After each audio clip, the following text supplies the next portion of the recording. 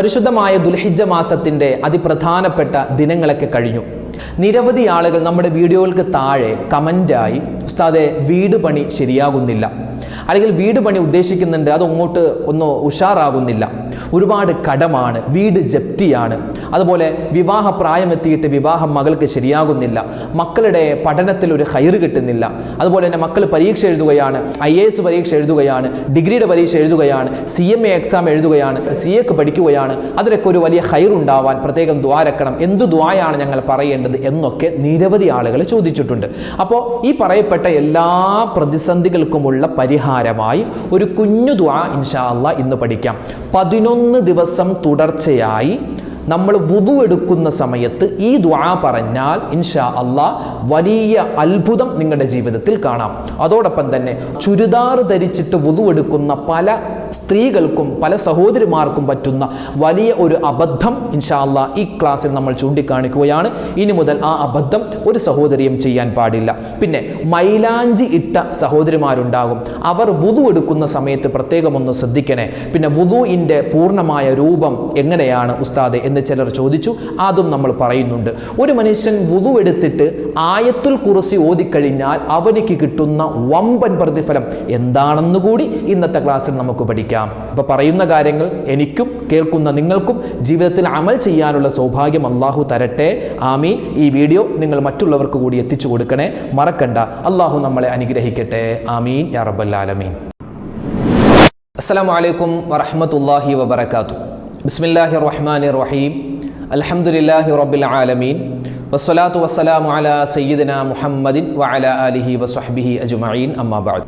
സ്നേഹ ബഹുമാനം നിറഞ്ഞ ഉമ്മമാരെ, ഉപ്പമാരെ, സഹോദരിമാരെ, സഹോദരങ്ങളെ, കരുണാവാരിധിയായ അല്ലാഹു തആല നമുക്കെല്ലാവർക്കും ജീവിതത്തിൽ ഒരുപാട് ബുദ്ധിമുട്ടുകളും പ്രയാസങ്ങളും സങ്കടങ്ങളൊക്കെ ഉള്ള നിരവധി പേരുണ്ട്. ഈ പറയുന്ന എനിക്കും കേൾക്കുന്ന നമുക്കെല്ലാവർക്കും വ്യത്യസ്തമായ പ്രശ്നങ്ങളാണ്, പ്രതിസന്ധികളാണ്, സങ്കടങ്ങളാണ്, ദുഃഖങ്ങളാണ്, രോഗങ്ങളാണ്. എല്ലാം അല്ലാഹു തആല മാറ്റി എല്ലാവിധ ഖൈറും സലാമത്തും എല്ലാവിധത്തിലുള്ള സന്തോഷവും നൽകി അനുഗ്രഹിക്കുമാറാവട്ടെ, ആമീൻ യാ റബ്ബൽ ആലമീൻ.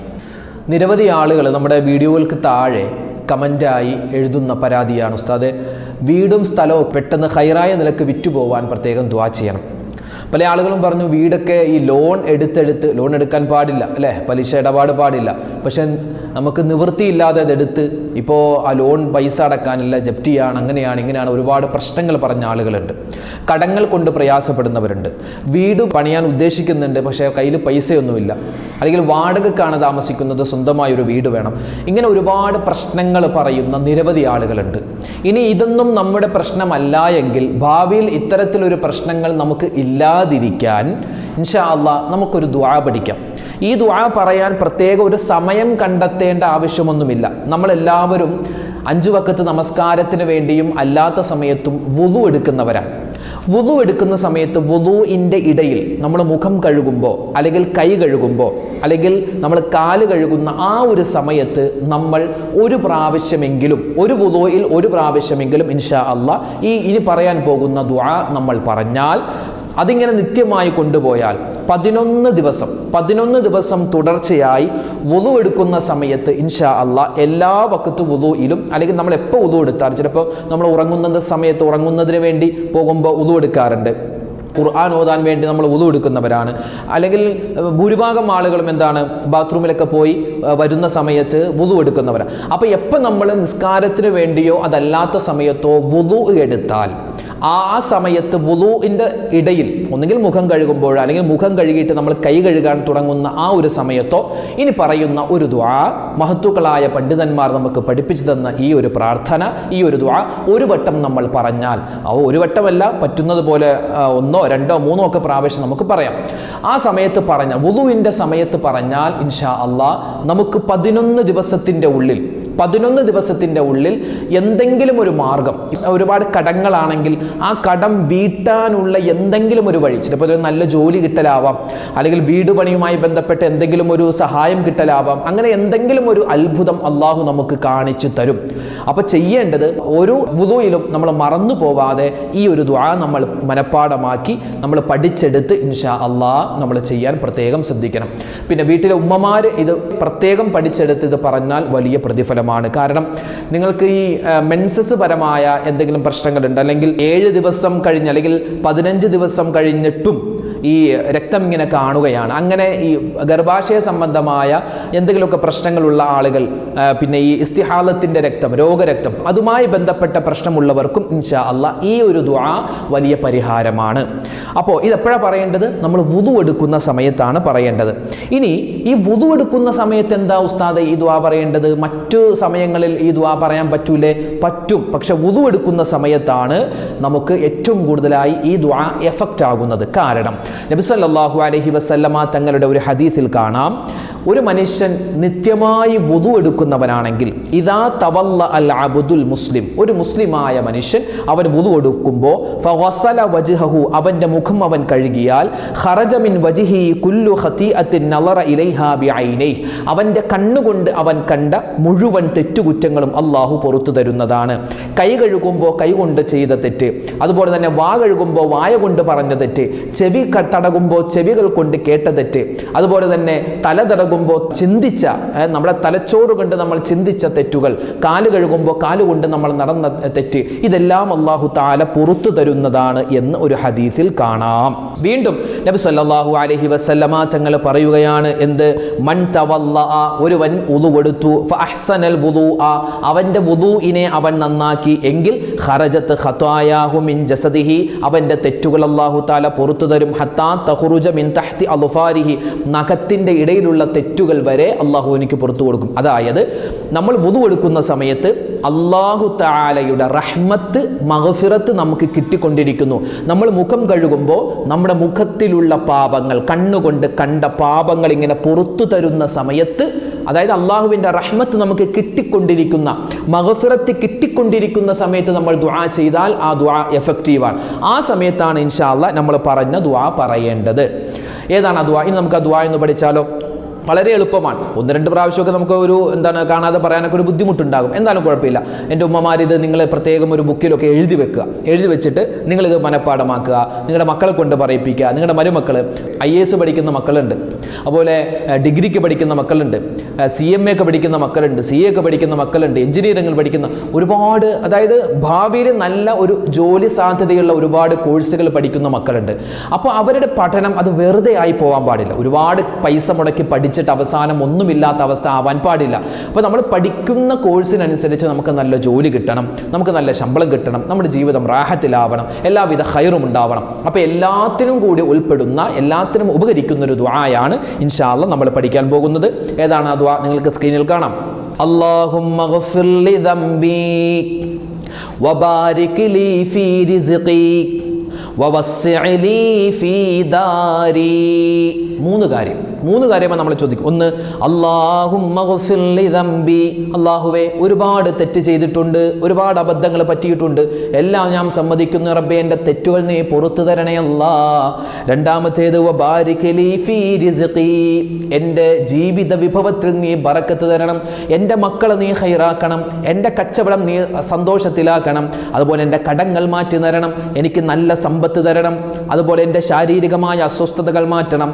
അല്ലാഹുവേ എൻ്റെ മക്കൾ അവർ പഠിക്കുന്ന പഠനത്തിൽ ബറക്കത്തുണ്ടാവണം. അതൊക്കെയാണ് ഈ ദുആഇന്റെ അർത്ഥം.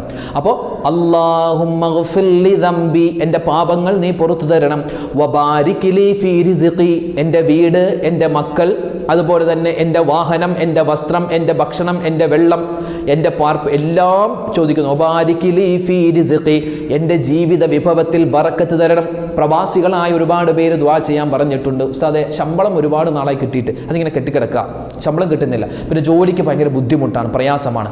അപ്പോൾ നമുക്കിപ്പോൾ ഒരു പ്രയാസമുള്ള ജോലി, ആ ജോലി സമയത്താണ് നമ്മൾ ഈ ദുആ പറയുന്നതെങ്കിൽ നമുക്കൊന്നുകിൽ ആ ജോലി ഖൈറായിട്ട് വരും, അല്ലെങ്കിൽ അതിനേക്കാൾ ഖൈറായ ജോലി നമുക്ക് കിട്ടും ഇൻഷാ അല്ലാഹ്. അപ്പോൾ അതുകൊണ്ട് ഈ ദുആ പറയുക. പിന്നെ അതിന് ശേഷം നമ്മൾ പറയുന്നത് വവസ്സിഅ ലി ഫീ ദാരി, എൻ്റെ വീട് നീ വിശാലമാക്കി തരണം. വാടക വീട്ടിലാണോ കഴിയുന്നത്? ഖൈറായ ഒരു സ്വന്തമായ വീട് നമുക്ക് വേണോ? വീടില്ലാത്തവരാണോ? ഖൈറായ ഒരു വീട് വേണോ? വീട് പണി നടക്കുന്നവരാണോ? വീട് പണിയെല്ലാം വേഗത്തിലാവണോ? അതുമായി ബന്ധപ്പെട്ട എന്തെങ്കിലും തടസ്സങ്ങളുണ്ടെങ്കിൽ അത് മാറണോ, അല്ലെങ്കിൽ വീടും സ്ഥലവും വിറ്റുപോയി ഖൈറായ ഒരു വിലക്ക് വിറ്റുപോകണം, അങ്ങനെ ആഗ്രഹിക്കുന്നവരുണ്ട്. അതിനും ഈ ദുആ പറ്റിയതാണ്. അപ്പോൾ ഏതാണ് ആ ദുആ? അല്ലാഹുമ്മ ഗ്ഫിർ ലി ദംബി വബാരിക് ലി ഫീ റിസ്ഖി വവസ്സി ലി ഫീ ദാരി. ഒന്നുകൂടി പറയാം. അല്ലാഹുമ്മ ഗ്ഫിർ ലി ദംബി വബാരിക് ലി ഫീ റിസ്ഖി വവസ്സി ലി ഫീ ദാരി. ആ ദുആ പഠിച്ചല്ലോ. അപ്പോൾ ഈ ദുആ മറന്നു പോവണ്ടേ. പിന്നെ വുദുവെടുക്കുന്ന സമയത്ത് എൻ്റെ പ്രിയപ്പെട്ട എൻ്റെ ഉമ്മമാരോട്, എൻ്റെ സഹോദരിമാരോട് പ്രത്യേകിച്ച് പറയട്ടെ, ചുരിദാറിട്ടിട്ട് വുദുവെടുക്കുന്ന ഉമ്മമാരുണ്ട്, സഹോദരിമാരുണ്ട്. അവർ പ്രത്യേകം ശ്രദ്ധിക്കണം. കാരണം നമ്മുടെ ചുരിദാറിൻ്റെ കൈ അല്ലേ, സാധാരണ ചുരിദാറിൻ്റെ കൈക്ക് ഇത്രയൊക്കെ ഉണ്ടാവും. അപ്പോൾ നമ്മൾ ചുരിദാറിൻ്റെ കൈ ഇങ്ങനെ കയറ്റിയാൽ ടൈറ്റ് ആയിരിക്കുമല്ലോ, ഇവിടെയൊക്കെ ഇച്ചിരി ടൈറ്റ് ഉണ്ടാവും. അപ്പോൾ നമ്മളിങ്ങനെ കയറ്റിയാൽ ഒരു പക്ഷേ ഇത് ഇത്രയൊക്കെ വരുള്ളൂ, ഇത്ര നമുക്ക് കയറ്റാൻ പറ്റുള്ളൂ. അപ്പോൾ വുദു എടുക്കുമ്പോൾ എടുത്തിട്ട് മുഖം കഴുകി, മുഖം കഴുകി, കൈ കഴുകുമ്പോൾ മുട്ടുൾപ്പെടെ കഴുകണം. ഇതുണ്ടോ, ഈ മുട്ട് ഉൾപ്പെടെയാണ് കൈ കഴുകേണ്ടത്. ഭൂരിഭാഗം ചുരിദാറിടുന്ന സ്ത്രീകളും എന്താ ഇങ്ങനെ പരമാവധി കയറ്റാൻ നോക്കും. ചിലപ്പോൾ ഈ അറ്റത്ത് ഇവിടെ വന്നിങ്ങനെ നിൽക്കും, നമുക്ക് മുട്ട് കയറൂല. അപ്പോൾ അഡ്ജസ്റ്റ് ചെയ്ത് വുദു കൊടുക്കും. ഇതൊക്കെ മതി എന്ന് പറഞ്ഞ് വുദു കൊടുക്കും. ഈ ഭാഗം മാത്രം കഴുകിയാൽ പോരാ. അതായത് ചുരിദാർ നല്ലതുപോലെ കയറ്റി നമ്മുടെ ഈ മുട്ട് കണ്ടോ, ഈ മുട്ടുൾപ്പെടെ നമ്മൾ കഴുകണം. അത് പല ആളുകളും ശ്രദ്ധിക്കാറില്ല. അത് ചുരിദാർ ആവട്ടെ, നൈറ്റി ഇടുന്നവരാവട്ടെ, ഇനി ഈ ഫുൾ കൈ ഷർട്ട് ഇടുന്ന പുരുഷന്മാരാവട്ടെ, അവരൊക്കെ പ്രത്യേകം ശ്രദ്ധിക്കണം. നമ്മുടെ മുട്ടുൾപ്പെടെയാണ് കൈ കഴുകേണ്ടത്. ആ കാര്യം പ്രത്യേകം ശ്രദ്ധിക്കണം. അല്ലെങ്കിൽ വുദു ശരിയാവില്ല. വുദു ശരിയായില്ലെങ്കിൽ നമ്മുടെ നിസ്കാരം ശരിയാവില്ല. അതുകൊണ്ട് പ്രത്യേകം ശ്രദ്ധിക്കണേ. പിന്നെ മൈലാഞ്ചി ഇടുന്ന സഹോദരിമാരുണ്ട്. അവർ ഇപ്പോൾ പെരുന്നാളിനൊക്കെ നമ്മൾ മൈലാഞ്ചി ഇട്ടിട്ടുണ്ടാകും. ഇപ്പോൾ നിങ്ങളുടെ കയ്യിലൊന്ന് നോക്കിയേ, പെരുന്നാളിനിട്ട മൈലാഞ്ചി ഇങ്ങനെ പൊളിഞ്ഞു പോരുന്നുണ്ടെങ്കിൽ ആ മൈലാഞ്ചി നമ്മൾ ഇട്ട സമയത്തുള്ള വുദു ഒന്നും ശരിയായിട്ടില്ല. അതായത് മൈലാഞ്ചി ഇടുമ്പോൾ പൊളിഞ്ഞു പോകുന്ന മൈലാഞ്ചി ഇടരുത്. നമ്മുടെ നാടൻ മൈലാഞ്ചി അരച്ചിടുമ്പോൾ അതിൻ്റെ പ്രത്യേകത എന്താ? നമ്മുടെ ഈ തൊലിയോട് ചേരും. അതിങ്ങനെ പൊളിഞ്ഞു പോരും, തൊലിയോട് ചേരും. അതാണ് ഒറിജിനൽ മൈലാഞ്ചി. അപ്പോൾ അത് നമ്മുടെ തൊലിയുടെ നിറമായി അത് മാറും. ഇപ്പോൾ നമ്മൾ കടയിൽ നിന്ന് വാങ്ങാൻ കിട്ടുന്ന, പേര് പറയുന്നില്ല, ഒരുപാട് ട്യൂബ് മൈലാഞ്ചികളുണ്ട്. അതൊക്കെ നമ്മൾ ഇടുമ്പോൾ എന്താണ്, ഒരു 1-2 ദിവസം കഴിയുമ്പോൾ അതിങ്ങനെ പതിയെ പൊളിഞ്ഞു പോരും. അതായത് നമ്മുടെ തൊലിയോട് ചേർന്നിട്ടില്ല. അതുകൊണ്ട് വുദു ശരിയാവില്ല. പ്രത്യേകം ശ്രദ്ധിക്കണം. ക്യൂടെക്സ് ഇടുന്ന സഹോദരിമാർ, അവരൊക്കെ പ്രത്യേകം ശ്രദ്ധിക്കണം. നമ്മുടെ നഖത്തിൽ വെള്ളം ചേരൂല, വുദു ശരിയാവൂല. അത് പ്രത്യേകം ശ്രദ്ധിക്കേണ്ടതുണ്ട്. അപ്പോൾ ഇവിടെ വുദുവിൻ്റെ സമയത്ത് നബിതങ്ങൾ പറഞ്ഞത് ഫഅഹ്സനൽ വുദു നല്ലതുപോലെ എടുക്കണമെന്നാണ്. വുദു നല്ലതുപോലെ എടുത്താൽ നമ്മൾ ആ വുദു കൊണ്ട് നമ്മുടെ പാപങ്ങൾ പൊറുക്കപ്പെടും. നമ്മൾ ഈ ദുആ കൂടി പറഞ്ഞാൽ ഈ പറയപ്പെട്ട എല്ലാ ഗുണങ്ങളും നമുക്ക് ഇൻഷാ അല്ലാഹ് കിട്ടും. ആ കാര്യം പ്രത്യേകം ശ്രദ്ധിക്കുക. ഇനി ഞാനൊരു കാര്യം പറയട്ടെ. നമ്മളൊക്കെ വുദു എടുക്കുന്നവരാണ്. വുദു എടുത്താൽ നമുക്ക് എന്താണ് നേട്ടം? ഇവിടെ നബി സല്ലല്ലാഹു അലൈഹി വസല്ലമ തങ്ങൾ ഒരു സ്വഹാബിയോട് പറഞ്ഞു കൊടുക്കുന്നു, യാ ബുനയ്യ, എൻ്റെ മോനെ, ഇനിസ്തതഅത അൻ തകൂന അബദൻ അലാ വുദൂഇ ഫഫഅൽ ഫഇന്ന മലക്കൽ മൗത്ത് വഹുവ അലാ വുദൂഇഹി കുതിബ ലഹു ഷഹാദത്തുൻ. ഒരു ഹദീസിൻ്റെ ഏതാനും ചില വാക്കുകളാണ് ഞാൻ പറഞ്ഞത്. നബി സല്ലല്ലാഹു അലൈഹി വസല്ലമ തങ്ങൾ പറയുന്നു, ഒരു മുഅ്മിനായ മനുഷ്യൻ അവൻ വുദു നിത്യമാക്കുന്നവനാണ്, അവൻ എപ്പോഴും വുദു എടുക്കുന്നവനാണ് എങ്കിൽ അവൻ്റെ റൂഹിനെ പിടിക്കാൻ മലക്കുൽ മൗത്ത് വരുന്ന സമയത്ത് കുതിബ ലഹു ഷഹാദ, ആ വുദുയിലാണ് അവൻ മരിക്കുന്നതെങ്കിൽ അവനിക്ക് ശുഹദാക്കളുടെ പ്രതിഫലം അല്ലാഹു കൊടുക്കുന്നതാണെന്ന് ആദരവായ റസൂലുള്ളാഹി തങ്ങൾ പറയുന്നു. നമ്മുടെ വീട്ടിൽ പ്രായമായ ആളുകളുണ്ടാകും, രോഗികളായ ആളുകളുണ്ടാകും. അവർക്കൊക്കെ പരമാവധി വുദു ഉള്ളവരായിരിക്കും അല്ലെങ്കിൽ വുദു എടുത്തു കൊടുക്കാൻ നമ്മൾ പ്രത്യേകം ശ്രദ്ധിക്കണം. പിന്നെയോ ഈ വുദു എപ്പോഴും നമ്മൾ കൊണ്ടു നടന്നാൽ നമുക്ക് കിട്ടുന്ന പ്രതിഫലം എന്തെന്നറിയോ? മലക്കുകൾ നമ്മുടെ കൂട്ടുകാരാവാൻ കൊതിക്കുമെന്നാണ് വുദു നിത്യമാക്കിയാൽ. മാത്രമല്ല, ഒരു മനുഷ്യൻ വുദു ചെയ്യുന്നവനാണെങ്കിൽ ആ വുദുവോടുകൂടി അവൻ്റെ കച്ചവട സ്ഥാപനത്തിലേക്ക് പോയാൽ, അല്ലെങ്കിൽ വുദുവോടുകൂടിയാണ് അവൻ്റെ വാഹനം ഓടിക്കുന്നതെങ്കിൽ ഒരു പ്രയാസവും അവനിക്ക് ഉണ്ടാവില്ല. പിന്നെയോ നബി സല്ലല്ലാഹു അലൈഹി വസല്ലമ തങ്ങൾ പറയുന്നു, വയകൂനു ഫീ അമാനില്ലാഹി മാദാമ അലൽ വുദൂ. ഒരു മനുഷ്യൻ വുദൂ നിത്യമാക്കി കഴിഞ്ഞാൽ അവൻ അല്ലാഹുവിൻ്റെ സംരക്ഷണത്തിലാണ്. അല്ലാഹുവിൻ്റെ കോപമുണ്ടാവില്ല, അല്ലാഹുവിൻ്റെ ശിക്ഷയെ തൊട്ടുള്ള കാവലുണ്ടാകും, അവനിക്ക് ഒരുപാട് പദവികൾ ഉയർത്തപ്പെടും. ഇതൊക്കെ വുദൂ നിത്യമാക്കിയാൽ കിട്ടുന്ന പ്രതിഫലമാണ്. പിന്നെ ഒരു മനുഷ്യൻ ഉറങ്ങുന്ന സമയത്ത് വുളു എടുത്തിട്ടാണ് കിടക്കുന്നതെങ്കിൽ അവൻ വുളുവോടുകൂടി കിടക്കുമ്പോൾ വുളു മുറിയില്ല ഉസ്താദെ, ഉറങ്ങുമ്പോൾ വുളു മുറിയില്ല, മുറിഞ്ഞോട്ടെ കുഴപ്പമില്ല. ഒരു മനുഷ്യൻ ഉറങ്ങാൻ കിടക്കുമ്പോൾ വുളുവോടുകൂടിയാണ് കിടക്കുന്നതെങ്കിൽ അവൻ ഉറങ്ങുന്ന സമയത്ത് അള്ളാഹു ഒരു മലക്കിനെ ഏൽപ്പിക്കും. ആ മലക്ക് അവൻ്റെ കട്ടിലിൻ്റെ ചാര വരും. എന്നിട്ടോ ആ മലക്ക് ഇവനിക്ക് വേണ്ടി ഇങ്ങനെ തസ്ബീഹ് ചൊല്ലും. ഹത്തസ്തൈക്കല്ല, അതായത് അവൻ ഉണരുന്നത് വരെ ഈ മലക്ക് ഇങ്ങനെ ദിക്ർ ഇങ്ങനെ പറഞ്ഞുകൊണ്ടിരിക്കും, തസ്ബീഹ് പറഞ്ഞുകൊണ്ടിരിക്കും. എന്നിട്ടോ അതിൻ്റെ മുഴുവനും പ്രതിഫലം അള്ളാഹു അവനിക്ക് കൊടുക്കുന്നതാണ്. അപ്പോൾ ഒരുപാട് നേട്ടമാണ് വുളു നമ്മൾ നിത്യമാക്കി കഴിഞ്ഞാൽ. നമ്മൾ വുളു എടുക്കുമ്പോൾ മുഖം കഴുകാറുണ്ട്, കൈ കഴുകാറുണ്ട്, തല തടവാറുണ്ട്, കാല് കഴുകാറുണ്ട്. എന്തിനാ ഇത്? അതായത് വുളുയിൽ നിർബന്ധമായത് മുഖം കഴുകലാണ്. മുഖം കഴുകുമ്പോൾ എന്തിനാ മുഖം കഴുകുന്നത്? അള്ളാഹുവിനെ കാണാനാണ് നമ്മൾ മുഖം കഴുകുന്നത്. ആ മുഖം കഴുകുമ്പോൾ ആ മുഖം പ്രകാശമുള്ളതാകും. ആ പ്രകാശമുള്ള മുഖം കൊണ്ട് നമുക്ക് അള്ളാഹുവിനെ കാണാൻ പറ്റുന്നതാണ്. പിന്നെയോ കൈകൾ കഴുകുന്നു. എന്തിനാണ് കൈകൾ കഴുകുന്നത്? അത് സ്വർഗത്തിലെ വളകൾ ധരിക്കാനാണ്. പിന്നെയോ തല തടവുന്നു. അതെന്തിനാണ്? സ്വർഗത്തിലെ കിരീടം വെക്കാനാണ്. കാല് കഴുകുന്നു. അത് സ്വർഗത്തിലൂടെ നമുക്ക് നടന്നു പോവാനാണ്.